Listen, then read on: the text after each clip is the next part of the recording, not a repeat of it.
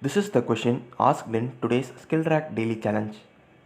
So we are given n integers as input and our task is to pair all of these integers, and after pairing all these integers we have to print the number of pairs which has equal number of ones in their binary representation. So first let us pair all these integers. So for the particular input our expected output is 4. So let us see how we are getting it. So first our task is to pair all the integers.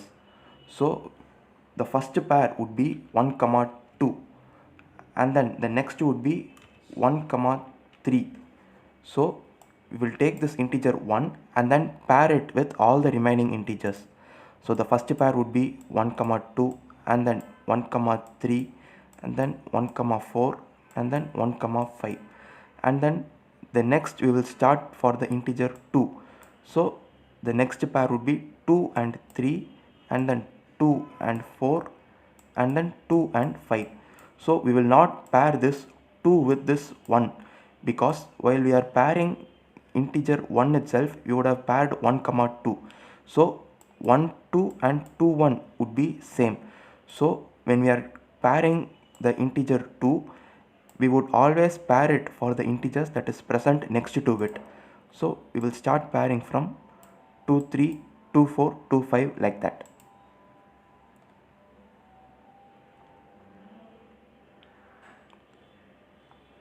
We won't consider this 2 1. So I will take all the pairs. So these are all the possible pairs that can be formed out of these 5 integers. So now we have to count the number of pairs which has equal number of ones in their binary representation. So I have taken the first 5 integers binary representation. So the binary representation of 0 is 0, and the binary representation of 1 is 1, and the binary representation of 2 is 1 0, and these integers represents the number of ones in their binary representation. So in 0 there is no 1 at all, so the number of ones is 0, and here the number of ones is 1, so 1, and then here we have 2 ones, so it is 2.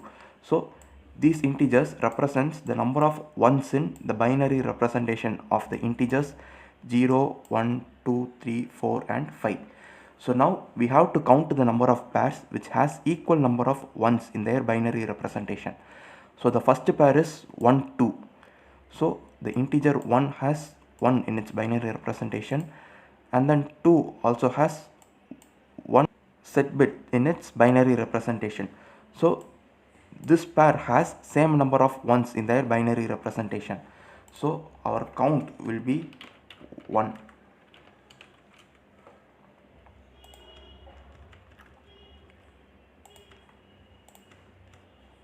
So we have found a pair with equal number of binary representation, and now the next pair is 1 3.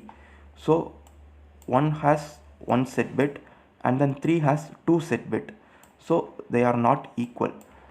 So we have to move to the next pair 1 4. So 1 and then 4, so they both have same number of set bits in their binary representation. So another pair is found, so we increment the count to 2, and then 1 5. So 1 and 5 they are not same, and then 2 3. So 2 3 they are not same, and then 2 4. So 2 and 4, so they have same number of set bits in their binary representation. So the count increments to 3, and then 2 5. So 2 and 5 not same, and then 3 4. So 3 and 4 again they are not same, and then 3 5. So 3 5. So both have 2 set bits in their binary representation. So the count increments to 4, and then the last pair 4 5. So 4 5 they are not same. So the total number of pairs which has same number of set bits in their binary representation is 4. So that is what we print as our output. So our expected output for the sample input 1 is 4. So this is how we get our output as 4. Now let us see how to write a C program for this. So first I am creating a function named number of ones, and this function is of return type int. So we expect this function to return something, and this function accepts an integer in its arguments. So what this function will be doing is, it will count the number of ones present in the binary representation of the integer n. So first I am creating a new integer variable named cnt and setting its value to 0. So this variable will be containing the count of ones in the binary representation. So to count it, we will create a while loop. So this while loop iterates until n becomes 0. So we include the condition n not equal to 0. So this loop iterates until n becomes equal to 0, and in every iteration we will divide the n by 2, and then we will check whether n mod 2 is equal to 1 or not.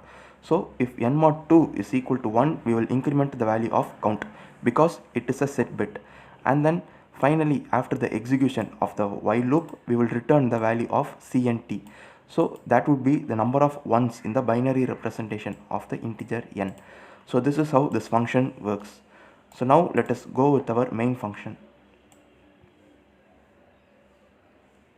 So first I am creating an integer n, and in the next line I am accepting the value of the integer n. So the integer n is the number of elements. So I am creating an integer array named arr of size n. So we have to accept n integers. So I am creating a for loop that iterates for n times, and in every iteration we will accept an integer and store that integer into the array arr. So now we have to count the number of pairs which has equal number of ones in their binary representation. So to store the count, I am creating another new integer variable named count, and I am setting its value initially to 0. So now first we have to pair the integers. So to pair, as we discussed, every integer must be paired with the integer that are present next to it. So we should not consider the integers that are present previous to it. We should pair all the integers that are present next to it.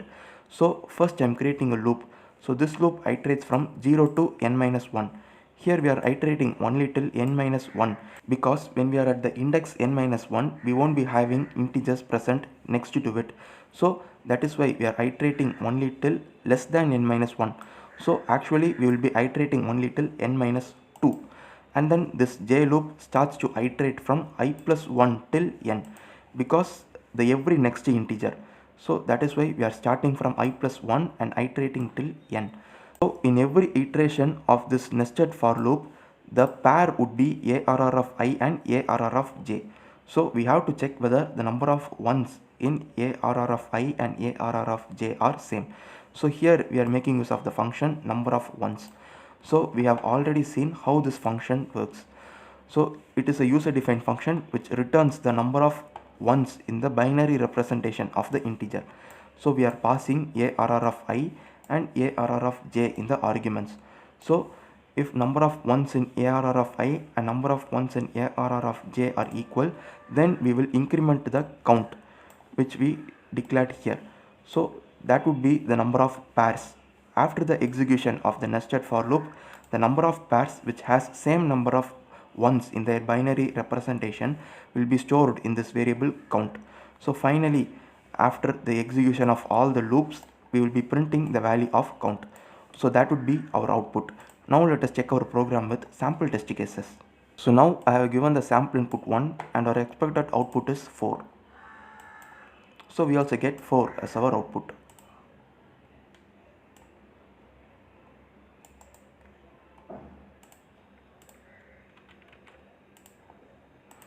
And now I have given the sample input 2 and our expected output is 7. So we also get 7 as our output.